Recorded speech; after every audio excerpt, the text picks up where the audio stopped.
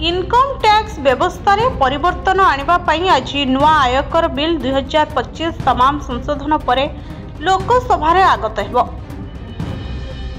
अर्थमंत्री निर्मला सीतारमण एहाको आज लोकसभा रे आगत करिवे। तबे सिलेक्ट कमिटी द्वारा सुपारिश करा जायतिबा 285 टी संशोधन परे एही बिल को संसद रे आगत करा जाउछि। तबे जानि रखिबा उचित छे बीजेपी सांसद बैजयंत पंडा को अध्यक्षतार गठित सिलेक्ट कमिटी एही संशोधन गुड़ी को मंजूरी देछि।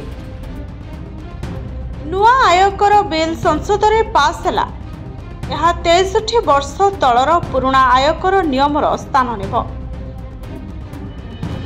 तेबे आज आसंतु जानिबा एही नुआ आयकर बिल वर्तमान थिबा आयकर नियम ठारू केते भिन्न।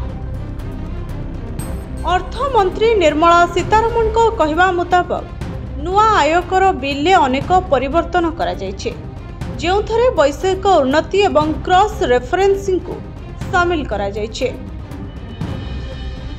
285 टी संशोधन पई सुपारिश करा जायथिला आउ एथिरे 32 टी बड़ परिवर्तन मध्य करा जायछे।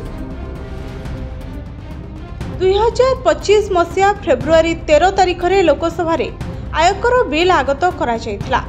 एहापरे एहार जांच पई बीजेपी सांसद बैजयंत पंडा को अध्यक्षतार एक कमिटी गठन करा जायथिला। 31 जन सदस्यों को नहीं यही कमिटी गठन करा जायथिबा बेले एही कमिटी सर्वमोट 285 टी परामर्श देथिला। एहापरे गत मासरे अर्थात 2025 मसिया जुलाई 21 तारिख रे कमिटी निजर रिपोर्ट दाखल करथिला।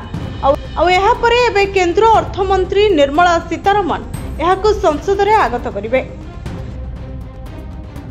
नुआ आयकर बिल वर्तमान पर्यंत कार्यकारी होई आसुथबा 1961 मसियार आयकर आईन आकार रे अधा।